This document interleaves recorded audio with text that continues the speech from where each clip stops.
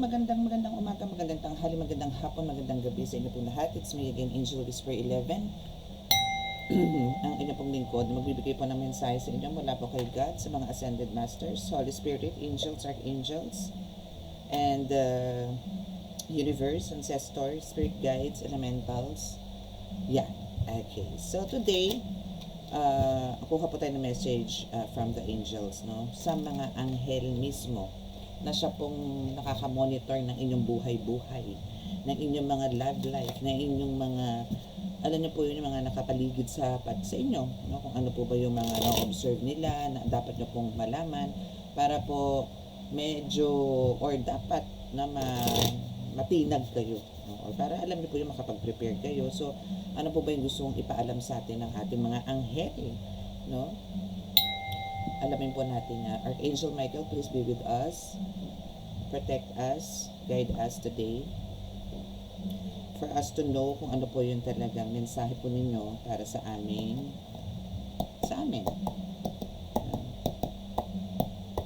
Okay, so kuha po tayo ng mensahe mula po sa kanya, no? Mula po sa kanya and sa kanyang hukbo or sa kanyang mga kasama, sa mga, hindi lang po 7, no, archangels, kumbaga marami, no? So marami lang po sila pero popular lang po yung 7 na yun.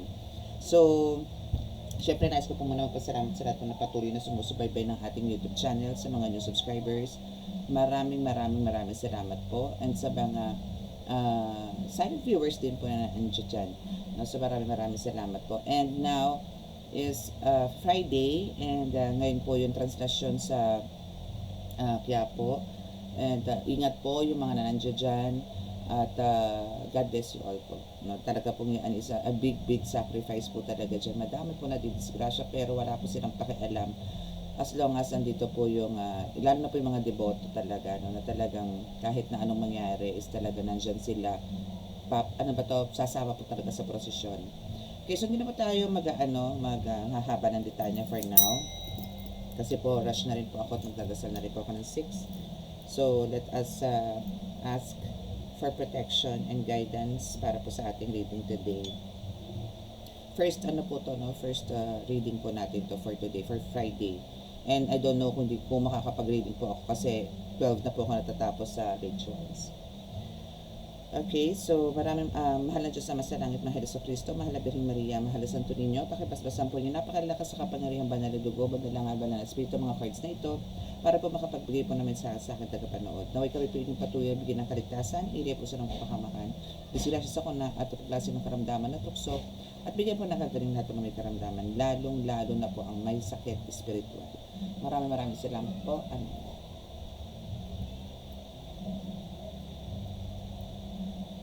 Okay.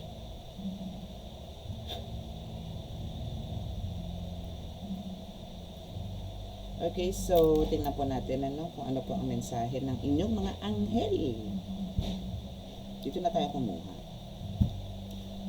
Okay, so ano po ba ang mga message? Ano po ba ang nais ipahatid na mensahe sa inyo ng inyong mga anghel? Lalong-lalo na sa mga oras na ngayon.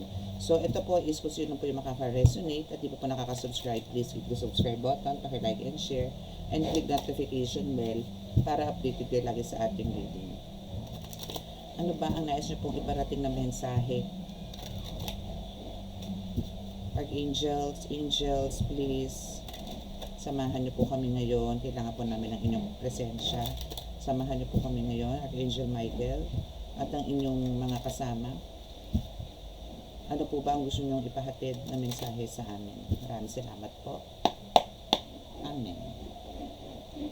Okay, so let's see. The Hidden God. So, Archangel Michael and the rest, no, is wants you to know na kayo po is talagang may divine power.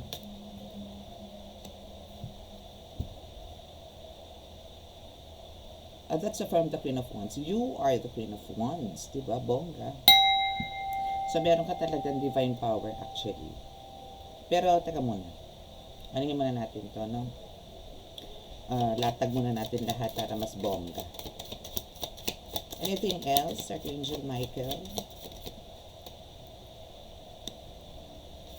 God, the kindest giver. Wow. Healer ka din, ha? Yes, kasi may divine power ka eh. So, use it to heal, to comfort them, the people.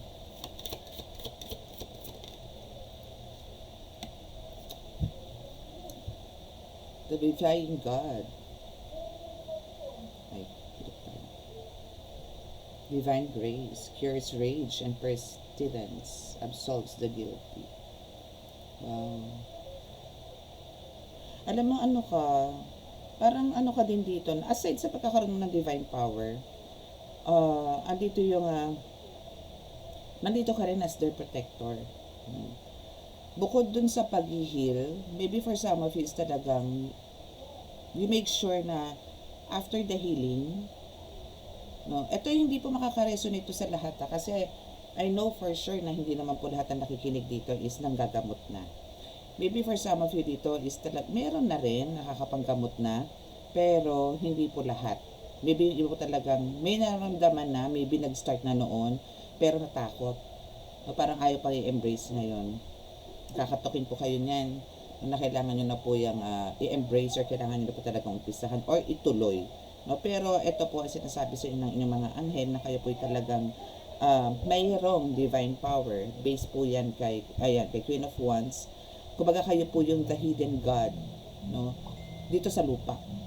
But don't consider yourself as the God, no? Ibig sabihin parang meron po kayong kakayanan talaga na to do some miracles kasi God sends you some miracles din, no? So, yun po yung naisipahatid nitong card na ito.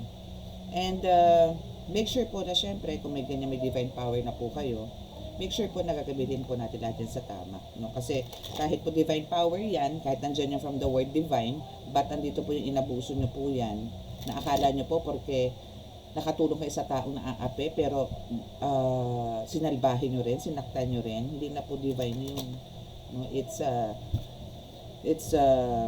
alam nyo yun, para ka na rin nag-black magic na. Hindi parang kundi nag-black magic ka na rin talaga. So now is dito sa Knight of Swords, no? So here is intellectual richness, protects fertility of women, makes children respectful toward their parents. So, andito ka to enlighten everybody. Words of wisdom, through your words of wisdom is andito po yung kung sino man po ang kinakausap ninyo, sino man po ang approach sa inyo, and yung mga ganitong problema about parenting, about sa relationship, hindi lang po sa problema sa mga bata, pero most, no, parang yun po yung mga ina-approach sa inyo, problema sa anak ko kasi ganito, ganyan, kaya ang hirap, ganito, ganyan, at paano ba dapat gawin. May mga ganun napupunta po sa inyo. And also, you also protect, no, women, no, and kumbaga andito yung parang ini-enhance mo yung mga natutulog nilang knowledge, yung parang yung pang hindi na sila para kawawain pa or parang hindi na sila maging biktima pa, yung mga ganon. Gusto mong tumayo sila, yung hindi yung porque babae ka, parang minamaliit ka, kailangan nandito ka lang, huwag ka dyan, no, kailangan dito ka lang, yung ganon. So andito ka to parang bigyan sila ng lakas ng loob, lumaban, maging matapang, buuan loob sa lahat ng bagay. Okay, so next is the healing, preserves health and cures disease. So you are the legit divine healer. You have the divine power, so probably meron kang you are the divine healer, no? Andito kasi yung kung halimbawa pong wala namang karamdaman, no, but like for example is mentally nandyan, masakit ang ulo and wala naman siya mga internal na sakit, like yun lang, para nakitang ulo, maybe alam mo yun, mga aligaga, stress, ganun. So yan is kayang-kaya mong gawing, pagalingin yan, kayang-kaya mong i-comfort yan, kayang-kaya mong bigyan ng kaliwanagan yan, explain yung mga ganyan. And at the same time, andito yung kaya mong i-maintain yung pagiging healthy ng mga tao, no? Maybe because of you teach them how to do it, ano yung mga prayers na kailangan nila, yun ka. Okay? And andito ka rin to cure diseases. So maybe this is physical, spiritual, mental, emotional, mga ganyan. So, andito ka para ipagkaloob sa kanila na kung paano yung mga tamang pamamaraan para sa kagalingan kung ano yung gusto nila. Okay? And, andito rin yung, parang hindi ko nakita to kanina. Okay, so restoration of life, protection from adversaries, rabies, and wild beasts. So parang ito is considered to as, ano ba itong mga adversaries, rabies, and wild beasts. So ito is, anuhin na natin ito ng mga elemento, masasamang espiritu, ikanto, mga demonic entities, mga mankus, no? So naandito ka to protect them. You know how to protect ang mga tao, hindi lang sarili mo, hindi lang pamilya mo. Kumbaga andito ka na hindi mo sinasarili yung mga ganitong mga gifts na meron ka. You always share it to others para for their protection. Actually maganda po talaga 'yon. Kasi kung hindi niyo po talaga yan gagawin, kayo po ang kukulitin. Kung kayo po is andito na nagagamot na, kayo po kukulitin niya. No? So parang lagi nyo na lang siya magiging pasyente. Unlike yung after the healing, tuturuan niyo po sila ng tamang pamamaraan kung paano po sila magkakaroon ng tuloy-tuloy na kagalingan, mas okay po yun. And now, kung meron man po bumalik, kasalanan na po nila. Maybe hindi po nila ginawa yung mga pamamaraan po na sinabi niyo sa kanila. Ganun lang naman po yun. Okay? So, aside po dyan sa mga banat or spiritual attack like physical man yan, mental, emotional, financial, no? So andito rin yung talagang you have this you are the favorable God, no? Andito yung you always parang give some, parang gusto mong mangyari kasi ito sa mundo is yung parang punong-puno ng pagmamahalan. Ang gusto mo is magkasundo, gusto mo is yung parang walang pagtatalunan. Ayaw mo ng gulo, ayaw mo ng away, ayaw mo ng siksitan. Gusto mo lahat positive. Andito ka para yun din. And actually, this is you, no, na ikaw to, na ayaw mo ng mga ganong bagay. Ayaw mo ng gulo, ayaw mo ng ingay, ayaw mo ng sigawan, ayaw mo ng murahan, ayaw mo niyan. Ang gusto mo is a peaceful place, mind, mga ganyan. No? So, continue mo lang to. Okay? And congratulations. Ganda. Anyway, ano pa ba ang dagdag na message natin from the Queen of Swords kay Angel Elamia? Ang tagal ko nang ginagamit tong card na to. Parang 2 years ago na. Sa dami kong cards. Ewan ko kung nagamit ko to last year. Parang hindi.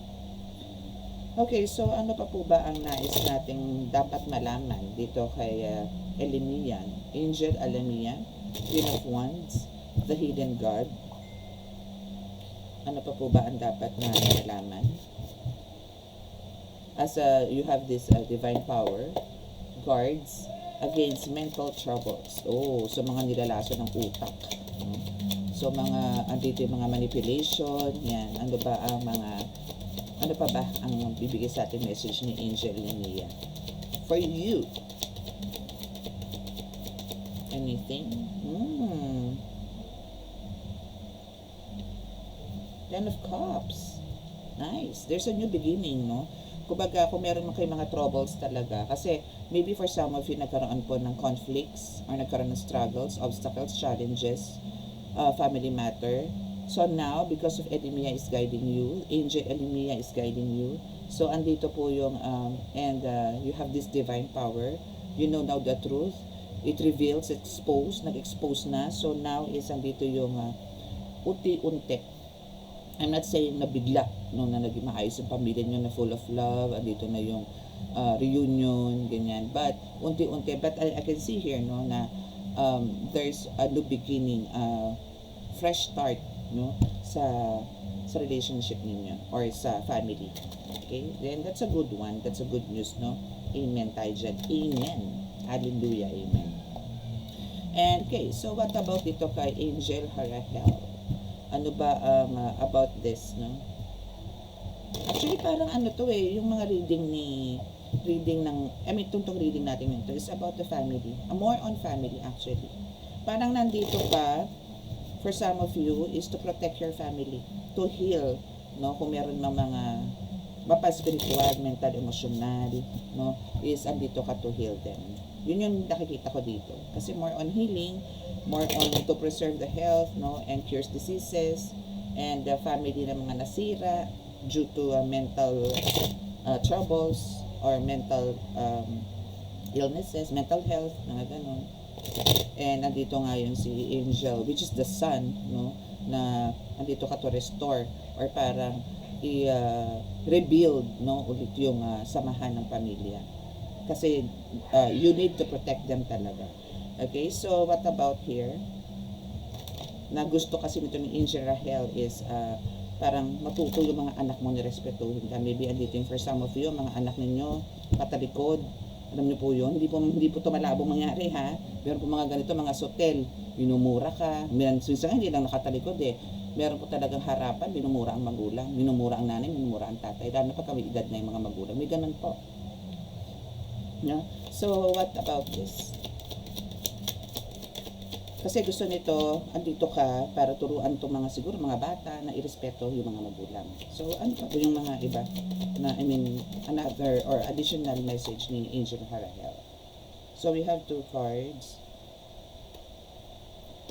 It's the 2 of Swords and Page of Cups. Parang ang gusto nito is alisin mo sila talaga. Andito ka para alisin sila sa darkness, or maybe andito yung para ma-appreciate nila yung mga ginagawa mo sa kanila na hindi naman agad-agad. Andito yung talaga yung pagka nasa tipong rebelde na kasi ang bata is talaga ang hirap na pong pabalikin. Ang hirap, parang ang bigat, paano sa mag-start, especially kung kayong both, no, mother and father is both working and yung mga anak nyo lang po nasa bahay. So, andito po yung, syempre, since maliliit pa sila, iba na po yung takbo ng utak ng mga yan. So, ang hirap na pong hulmahin pagka, kung kailan sila binata na, sa kaya nag-decide kasi nga po, madala na. So, ang hirap pong i-catch up, no? Ang hirap pong balikan yung mga nangyari na na-trauma na rin sila at the same time. Syempre, kayo din is trauma din. But, andun na po yung, ang hirap ibalik. But, Angel Rahel is here, no? Para andito yung ibigay mo, no, yung buong pagmamahal mo, pag-aaruga mo, pag-aalaga mo dito sa mga anak mo, and dito darating yan. And especially po to sa mga nanay. Ang nanay po kasi talaga maramdaman dito at tatamaan po dito sa reading na itong card na to kay Angel Rahel, na for some of you talagang halos para kayong gawing basura, andun po yung binabaliwala kayo, inaabuso po kayo. So just make sure po na andito po yung say it in a diplomatic way, kausapin niyo po ng mabuti, or parang andito po yung tutukan niyo po sila. Kung meron po mga ginagawa, syempre po pagka nasa bahay na po, nag-resign kayo sa work, nasa trabaho na kayo, o edi ang mangyayari, nasa bahay kayo, di ang mangyayari niya, magluluto kayo, maglalaba, maglalampaso, magbukas ng plato, etc., para wala pa rin time. So just make sure na balansehin niyo po yung mga ganyan. Okay? So, what about here's kay Angel Habuhiya? God, the kindest giver. Oh. Actually, ito na yung healer. Dito na natin kakausapin ng mga healers. No? Parang andito ka na, alam mo yun, hindi lang isang kamay ang kaya mong ibigay, ipagkaloob sa mga tao. 2 kamay kasama pa. Ganun ka magbigay, wala ka na halos itira sa sarili mo. So, what about here kay Angel Habuhiya? Give me the message, please. Talagang nakakagamot ka na kahit na anong klaseng karamdaman. Page of Pentacles. You need to balance talaga, no? Balansehin mo lahat ng mga nangyayari sa iyo. Kumbaga, hindi lahat is parang i-all out mo. No? Kung halimbawa po kayo ay magaling, manggamot, spiritual, then focus po kayo dyan. Kung sa or maybe sa oras na lang, no? Parang siguro schedule nyo na lang yan, parang Monday, pang physical, hilot, ganyan. Then, pag tingnan Tuesday, spiritual lang. Wednesday, ganun uli, hilot uli, ganun. Then, Thursday, hilot uli. Friday, spiritual uli. Ganun po yung panggagamot. Para po hindi po kayo maging toxic or ma-stress, no? Balance lang po, balance. Okay, so what about the Sun from Angel Mehiel? Ito is you are a very good protector talaga here. See? Kumbaga, nasa kamay mo na ang lahat, no? na-achieve mo na ang lahat, and you have the powers talaga to give the protections na kinakailangan po ng mga tao. Ganun. And congratulations dyan. No? And very good ka dito kasi kumbaga andito yung lagi kang positive sa pag-iisip. And if for some of you may mga wands or baston, no, like me, may baston ako, may wands ako. So it helps you to develop your spiritual gifts, no. So make sure po na kasama nyo rin po siya sa pagme-meditate, no, nadadasalan din po siya. Make sure po na nandyan sila. Huwag nyo pong ilagay. Kung halimbawa po nandito yung mga gamit ninyo, latag nyo rin po siya dyan. Huwag po sa malayo. Para po at least, no, mas naririnig nila yung mga prayers ninyo, no, and yung mga intentions po ninyo. Na-absorb po kasi ng mga gamit yan. Okay? So what about here kay dito sa pagiging, alam mo yon, pagiging masyado mo mapagkumbaba. Masyado mo pagiging matulungin. No? What about here kay Angel Aladia?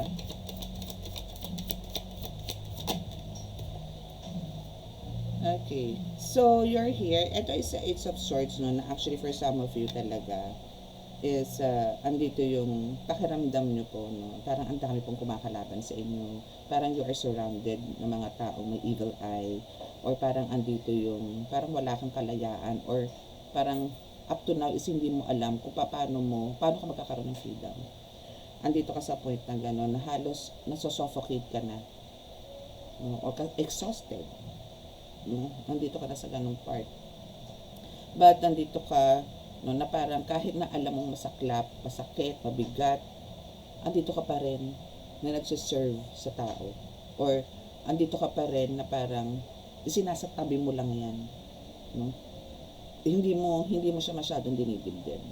And andito si Angel Aladia para gawin mo tong mission mo na to. Those angels na nandito ngayon, Elimia, Harahel, Habihia, Miel, Adia, ito po yung mga angels na nag-guide sa inyo para po i-push nyo yung mga missions na nandito, which is nagre-reflect po sa inyo to. Kayo po to no? So ito po yung gusto nilang ma-maintain po ninyo. Ayaw po nilang may sumabotahe dyan. And for having this divine power, napakalabo po, no, na may magtagumpay na pa kayo po iwasakin. Ang dami na po anghel, bukod kay Angel Michael, we have the 5 angels here, no, na ito isa nga si Angel Harahel is mandirigma, and almost isang si Angel Elimia is para siyang cherubim, no.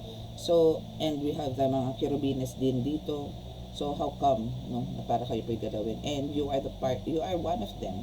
You are the chosen one, you are the earth angel, no, na kaya andito po yung charm, yung energy po ninyo is talaga na-attract ng mga anghel na to para po i-pursue ninyo at ipanalo nyo po ang laban na to. Okay? So, siguro ang kailangan lang po natin ngayon is to know if since nandito po yun, nagpo-protect din kayo, no, ng nang-heal kayo ng mga like mga spell works, mga kulam, mga ganyan. So, and if ever, no, kayo po is may karga, no, kayo po ba ay may kagalingan na? Kayo po ba ay healed na sa black magic na yan na ibinato sa inyo? Ito po kasi lahat naman po talaga ng mga healers, pagka tayo po yung nanggamot, talaga po tatamaan din tayo. Especially po talagang pagka itong mga ito nagsumbong na sa itaas-taasan nila or sa grupo, sa pinuno, no? Gaganti po yan. Lalo pat nasaktan, huli yan, susumbong po yan. So, kamusta ka na ba? Kamusta na ba ang health mo ngayon? Spiritual health, no? Spiritual health tayo. How's your spiritual health? Kamusta ka na ba ngayon? Are you, healed? Are you healed now? Okay, so the tower is here. So still, no, parang meron ka pa rin pero kasi the tower dito sa card na to, which is the Seer's card, is kahit na meron ka, may mga attacks ka, andito ka pa rin na lumalaban. And even the divine, no, is andito nga. Yung protection from the divine is nasa sayo. Though andito talaga for some, or maybe sometimes talaga may mga attacks ka na nararamdaman. And you are also, kumbaga, always considering na lahat ang nararamdaman mo ngayon is it's from spiritual attack.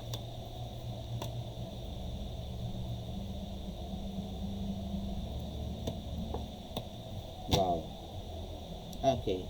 So actually, the Tower is your first card here and the Six of Swords, no? So, I'm asking, no, kung kamusta na ba, magaling ka na ba, okay na ba, yung special attack sa'yo. And it says here na, yes, you are fighting kasi. Or maybe, andito yung nakikipaglaban ka talaga. Combate, mga tipong ganyan. And don't you worry, sooner po kasi is magpapack na to ng things niya.